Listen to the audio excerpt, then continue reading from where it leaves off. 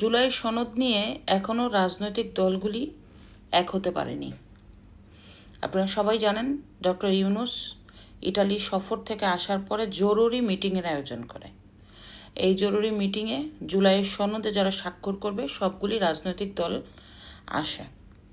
তবে এই সভা শেষ হওয়ার পরে গণমাধ্যমকে রাজনৈতিক দলগুলি জানায় যে এখনও কেউ স্বাক্ষরের সিদ্ধান্ত নেয়নি, কেউ স্বাক্ষর করবে। এর মধ্যে বিএনপি ইতিমধ্যে একত্রতা প্রকাশ করেছে ঐতিহাসিক জুলাইয়ের যে সনদ, সেটা অঙ্গীকারনামা হিসাবে যে স্বাক্ষর, সেটা আগামী শুক্রবারে হতে যাচ্ছে 17 অক্টোবর।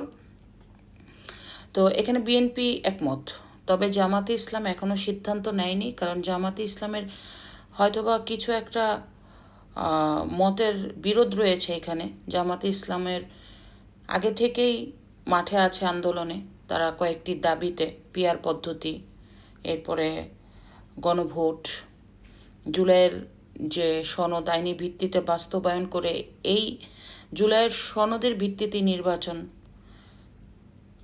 তো গণভোটটা অনেক গুরুত্বপূর্ণ, পিআর পদ্ধতিও তাদের গুরুত্বপূর্ণ। এই বিষয়গুলি আসলে তারা একত্রতা প্রকাশ করতে পারেনি। এনসিপিও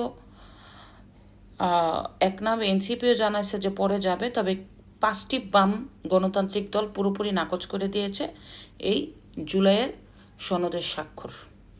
কারণ এই জুলাইয়ের সনদে কি কি আছে এখানে হয়তো বা ইতিহাস বিকৃত, এরপরে অনেক কিছু আছে, এটা তো আসলে সাধারণ মানুষের কাছে প্রকাশ করেনি। প্রকাশ করলে বোঝা যাবে যে 80টা প্রস্তাব সংস্কার করা হবে, এর মধ্যে সংবিধানেরও কাটাছিড়া করা হচ্ছে। আসলে এগুলো কি কি পরে জানা যাবে।